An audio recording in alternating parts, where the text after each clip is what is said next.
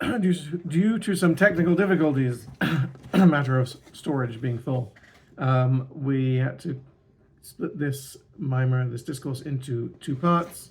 So we're going to resume with chapter 5. The explanation of the matter is as follows. We explained before that the cause of the running and returning is in having a sense of one's source. However, there is a limitation to this, since it all depends on the manner that one senses its source and according to the elevation of the source. In other words, all this is only applicable when the source has some relation to an other, which is the light of how Hashem, blessed is He, fills all worlds, Mevarchim.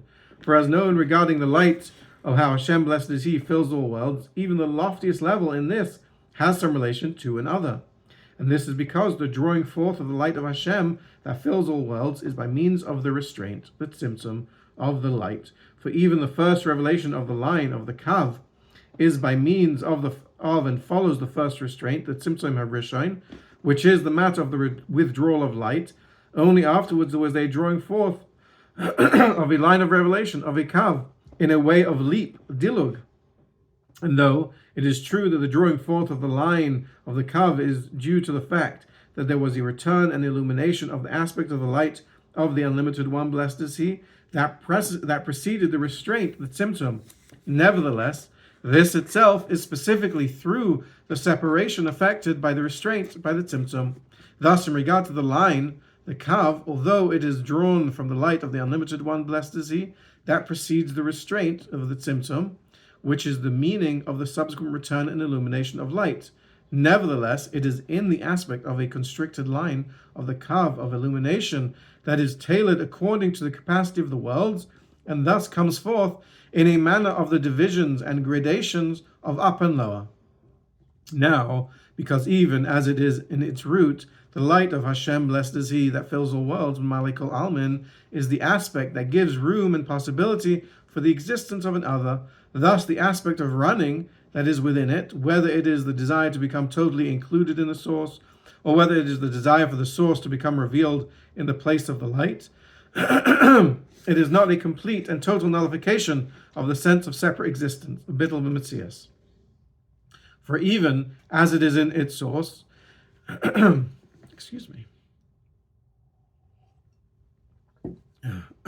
even as it is in its source, it has an aspect that gives room for the possibility of the existence of another, and the same is true of the aspect of returning that is in it, which is the matter in which lights become manifest and settled in the vessels, in that they are literally manifest and settled within them, hisyashvot, or hisyashvos.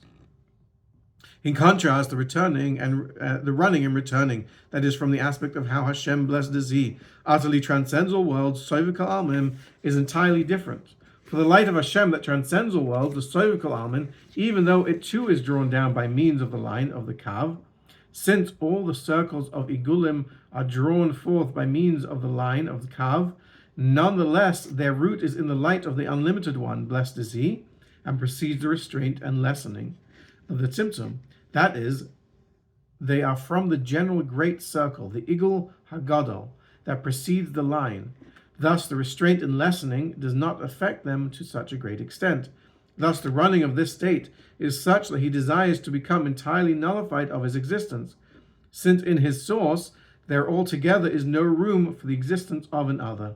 Additionally, even in the aspect of returning, it is not a matter of light manifesting and becoming settled within receptacles at all, but is rather the nullification and sublimation of the receptacles to the lights. And these matters may be understood through how they are in man's service of Hashem, blessed is He. That is, the experience of running that is brought about from the aspect of how Hashem, blessed is He, fills all worlds, is that He has a desire for godliness and desires nothing apart from godliness. However, it is in such a way that his sense of separate existence is not nullified, bittul metzias. Rather, it only is the experience of coming close to Hashem is good for me, or it may be the realization that closeness to Hashem is essentially good. However, this experience in such a way, this is experienced in such a way that his sense of self and separate existence is not nullified, and the same is true of his returning, in that the light illuminates within him in a settled manner, his yashvas. Such is not the case regarding the running, and returning that is due to an illumination from the light of Hashem, blessed is He, that transcends all worlds. The running of this aspect is in a way that his sense of self and separate existence becomes entirely and completely nullified. Bittul b'Messias. Likewise, the returning is not in a way that the lights are settled within the receptacles, meaning that the receptacles do not impede or encumber the light because they absorb and retain the light, but rather it is the complete nullification of the receptacles to the light. This then is the running and returning of the red heifer, which is higher than the running and returning of all other mitzvahs. For the running and returning of the red heifer is from the aspect of how Hashem, blessed is He, transcends all worlds.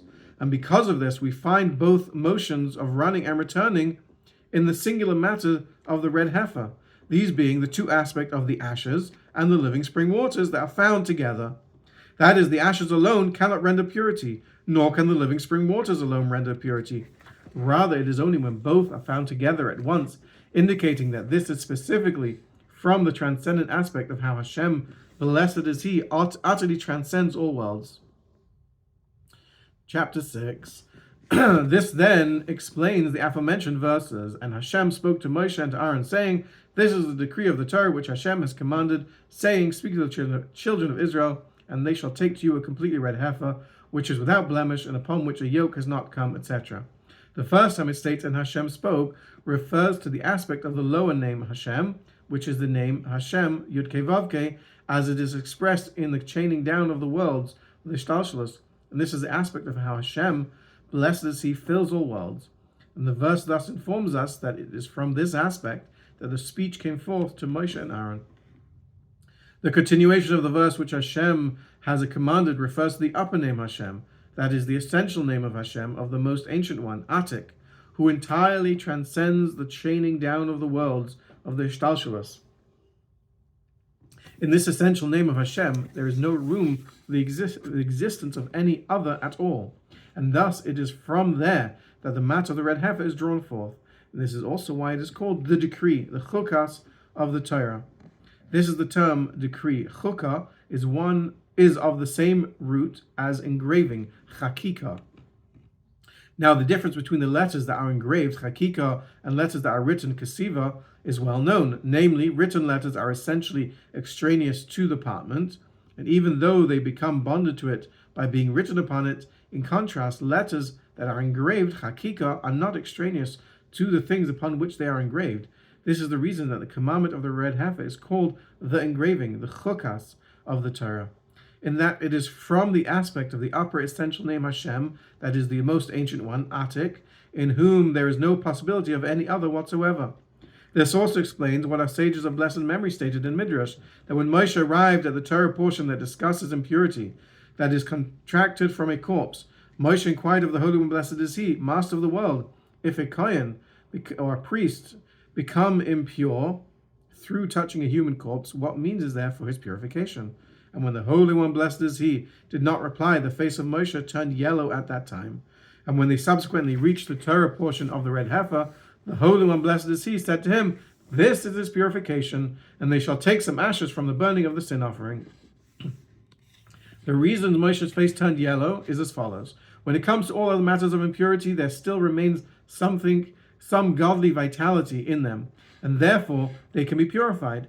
However, such is not the case with the impurity contracted from a corpse, which is the father of all the fathers of impurity, in which there is no vitality at all. Thus Moshe questioned how this kind of impurity could possibly become purified. For when it comes to the order of the gradation of the chaining down of the worlds, there indeed is no possible way to purify such an impurity. However, since the red heifer is rooted in the aspect of the upper name of Hashem, which is the aspect of engraved letters, hakika, that altogether do not exist separately from their source in a way of another, there are no such limitations, and they can therefore even purify the impurity contracted from a corpse. And this is also the meaning of what Shlomo said, "I thought I could fathom it, but it eludes me." For the commandment of the red heifer is rooted in the aspect of how Hashem, blessed is He, utterly transcends all worlds, which is the aspect of the engraved letters, Hakika. Now, in regard to how this relates to man's service of Hashem, blessed is He, the verse states, "You shall love Hashem, your God, with all your heart, with all your soul, and with all your might." The beginning of a person's service of Hashem is with all your heart. However, even though this running is complete in that it is with all his heart, which is in the plural form and includes both inclinations, nevertheless it does not extend beyond the capacity of the heart to contain. That is, it only is with the vessel of the heart itself and not beyond that. However, there is a loftier level of service of Hashem, which is with all your might. This kind of service is in such a way that one exits the restrictions and parameters of the vessel and thus transcends all limitations. And this corresponds to the order of the verses mentioned above, and Hashem spoke, which Hashem has commanded. In other words, the order of one's service of Hashem begins from below to above, and that is, one must first serve Hashem from the angle of the lower name of Hashem, which is service in a manner of limitation, within the order of the chaining down of the worlds, the Seder Shtalshalus, and this is the aspect of running, Ratzah, and returning, Shav, of the aspect of how Hashem, blessed is He, fills all worlds, is Mamale Kalamim. It is about this that our sages of blessed memory stated at the outset, when a person does the mitzvah, he does it for his own soul. In other words, he does it in order to rectify his own soul, so that he should come to be in a state of running and returning, through first accepting the yoke of the kingship of heaven upon himself. Afterwards, he can come to the matter of this is the decree, the chukah of the Torah that Hashem has commanded, which is the upper essential name of Hashem himself, blessed is He, and this is the aspect of the running and returning that arises from the grasp of how Hashem, blessed is He, utterly transcends all worlds. In this case, he completely exits the parameters of limitation entirely. And this is what the Alter Rebbe said about the verse, "Who do I have in the heavens, and but for you I do not desire anything on earth?" He would say, I do not want anything. I desire neither your Garden of Eden, nor your world to come. I want nothing more than you alone. And he had no interest in limited expressive revelations, Giluyim. This is the running and returning that arises from the aspect of how Hashem, blessed is He, utterly transcends all worlds, which is the matter of the red heifer.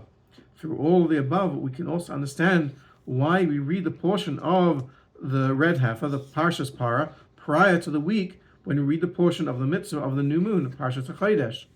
For it is through our service of Hashem in the manner conveyed by the mitzvah of the red heifer, which is the running and returning in a manner that transcends all limitations, that there is a subsequent revelation of the singular, intrinsic, essential being of Hashem himself, blessed is He, which is the matter of the redemption conveyed in the portion of the commandment of the new moon, Parshas Chodesh, and the true and complete redemption, may it be speedily in our days. This concludes discourse number 6, Zot Chukat Hatorah. I hope everyone has a wonderful day.